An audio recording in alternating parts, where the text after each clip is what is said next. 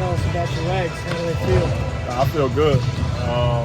Obviously, a lot of work in today, a lot of up and down, a lot of competing. But as far as me and my health, I feel pretty good.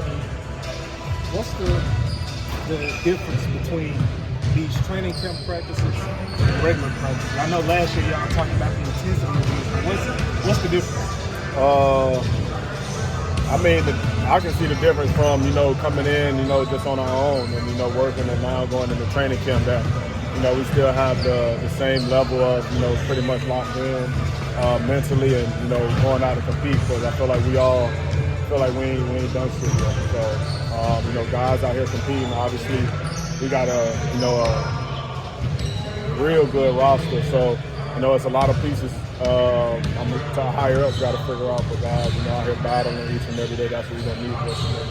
We've heard a lot about these new assistant coaches and some ideas they might bring, especially on the offensive end. Without giving away too many secrets, how different do you think this might look? A lot different. Not too much stagnant offense. Not too much, just watch a guy. It's a lot of movement. For you, is that exciting though? Yeah, for sure.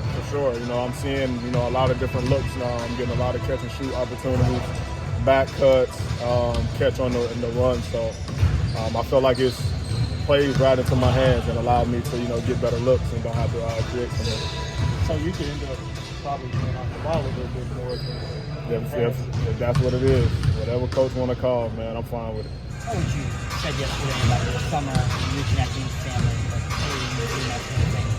What was your interest level in Team USA watching? Next question. Is there any moment today where you're like, thank God we're back? The season's about to begin. It's the best time of year. Yeah, for sure, because I feel like the Memphis Grizzlies season about to start right now and not USA, so very excited. Chad, last year obviously wasn't any fun for you.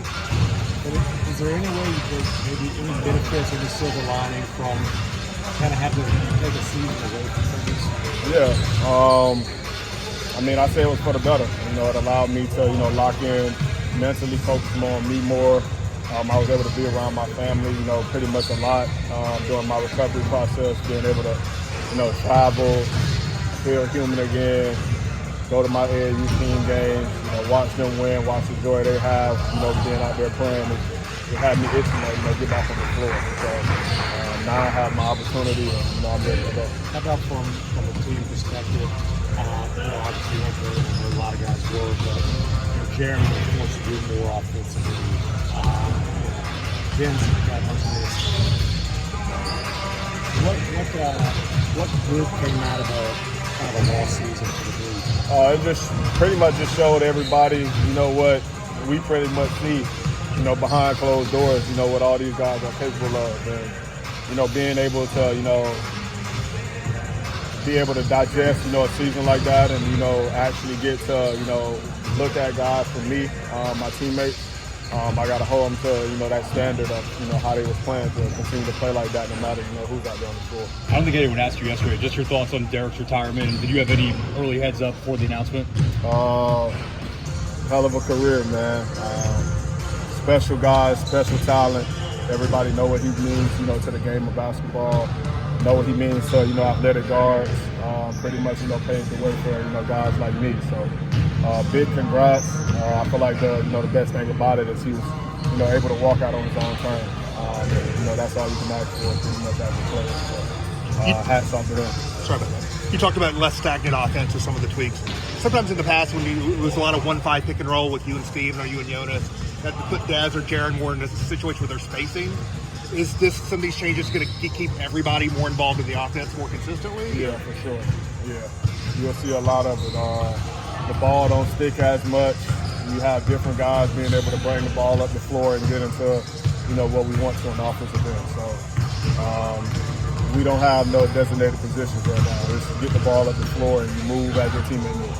When did that start getting implemented? Is that something you guys knew during the runs and you were already doing that? And what is the learning curve like? Is it challenging to learn? I mean, obviously, you see, different things throughout the season. Obviously, for us, we got to see it, but mid-season, you don't want to, try to teach something new. So, we pretty much took this off season to upon ourselves as players to, you know, go ahead and get introduced into, you know, what we're trying to do and what we felt like we needed to.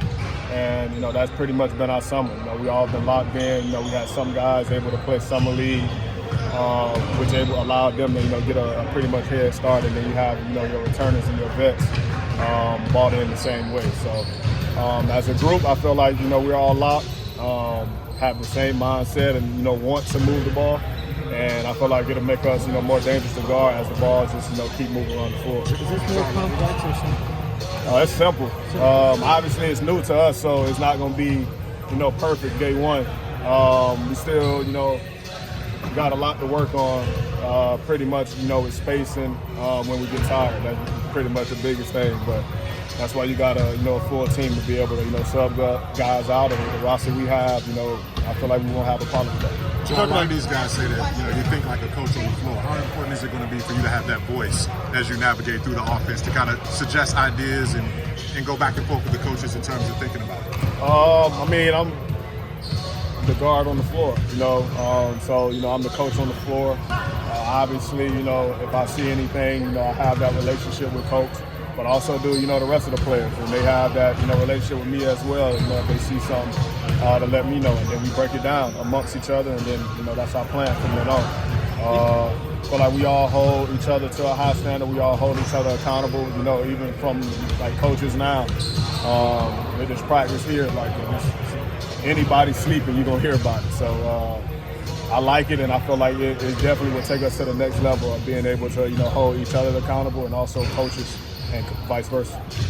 There was a point, I think a point for USA bringing up that I approached it the way I did. We're at a point where guys who have been the top level face of the NBA, American stars. Am I? I don't think they've been putting me like that in recent stuff. So that's you got to ask the top guy, man. So my question to you is,